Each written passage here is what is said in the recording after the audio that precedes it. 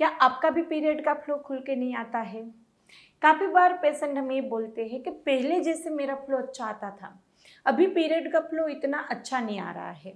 कभी-कभी पहले दिन बिल्कुल नहीं आएगा, स्पॉटिंग होके रुक जाएगा, फिर दूसरे दिन फ्लो आएगा, फिर तीसरे दिन खत्म हो जाएगा।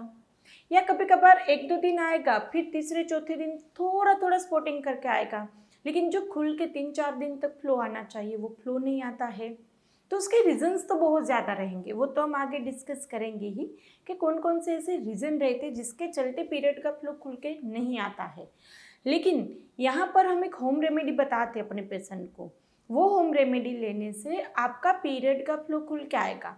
वो किस पे काम करेगी? आपके हार्मोन, कभी-कभी हार्मोन सप्रेस हो जाते हैं, तो खुल के विथड्रॉवल नहीं हो पाता है। तो हार्मोनल इम्बैलेंस के चलते यदि पीरियड का फ्लो ठीक नहीं आ रहा है, या फिर कभी-कभी स्ट्रेस के चलते फ्लो खुल के नहीं आता है, कभी-कभी एज के चलते फ्लो खुल के नहीं आता है। कभी-कभी आप ऐसा करते हैं कि बाल धो लेते हैं, पीरियड के दूसरे तीसरे दिन ही हेयर वॉश कर लेते हैं।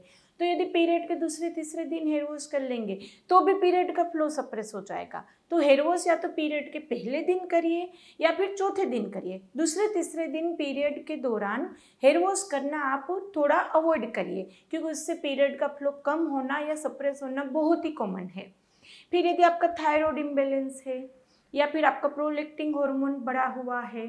दूसरा, हीमोग्लोबिन कम होगा। यदि आपके अंदर हीमोग्लोबिन, आयरन की, फेरिटिन की डेफिशिएंसी रहेगी, तो बॉडी वो ब्लड फ्लो बाहर ही नहीं आने देगा, वो रिजर्व करेगा। क्योंकि और ब्लड फ्लो कम वहाँ पे हो जाएगा तो और हीमोग्लोबिन कम होगा, तो बॉडी डेंजर में आ जाएगी। तो वो सप्रेस करता है, वो निकलने नहीं देगी। तो ये इतने सारे रीज़न रहते हैं जिसके चलते भी कभी कभी ब्लड फ्लो खुल के नहीं आता है। दूसरा रहता है, यदि आपको सिस्ट की दिक्कत है, कभी कभी एडिनोमायोसिस के चलते, एंडोमेट्रियोसिस के चलते क्लोट्स ज़्यादा आएगा। यानी कि जब आप टॉयलेट करने जाएंगे तो बड़े बड़े क्लोट्स निकल जाएंगे, पेट पे फ्लो कम आएगा।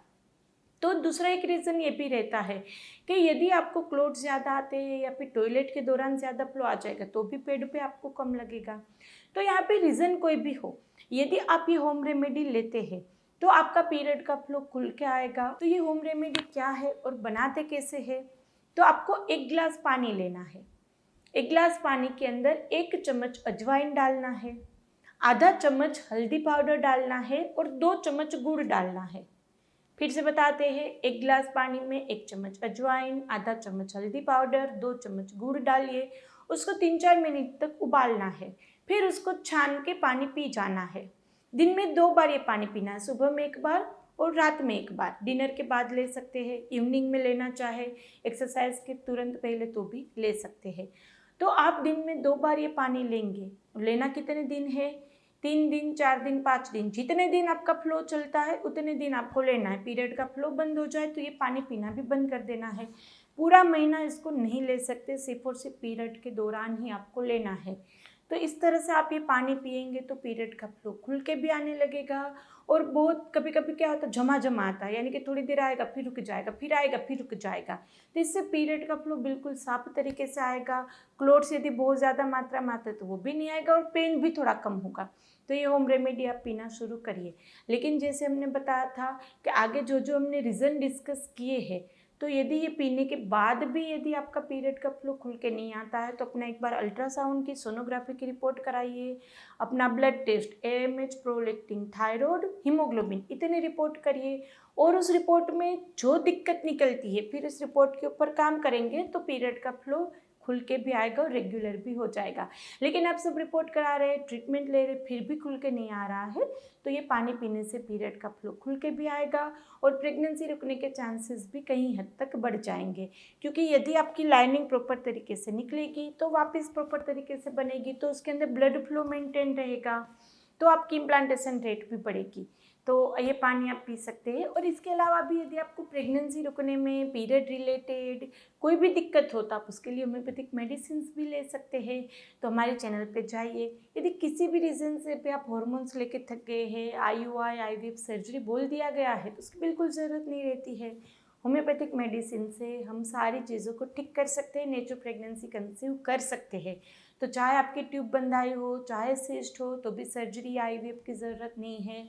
एएमएच हाई हो, लो हो, या आपके हस्बैंड की रिपोर्ट में दिक्कत हो, आपको पीसीओडी हो, पीरियड ठीक से टाइम से नहीं आ रहा है, अंडा नहीं बन रहा है, रप्चर नहीं हो रहा है, ये सब दिक्कत के लिए होम्योपैथी कितनी अच्छे से फास्ट तरीके से काम करती। ऐसा नहीं है कि होम्योपैथी है तो डिले ट्रीटमेंट होगा, है ना। बहुत अच्छे अच्छे जल्दी जल्दी रिजल्ट मिलते हैं। तो आप उसके लिए हमारे फीडबैक्स भी देख सकते हैं। पेशेंट के फीडबैक्स देखेंगे तो आपको और कॉन्फिडेंस आएगा।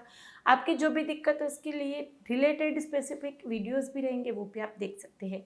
और हॉस्पिटल विजिट करना चाहते हैं तो हम गुजरात में आनंद सिटी में आप हॉस्पिटल विजिट भी कर सकते हैं। बाकी पूरे वर्ल्ड में कहीं भी हो आप हमारी टेलीफोनिक अपॉइंटमेंट बुक करवा सकते हैं।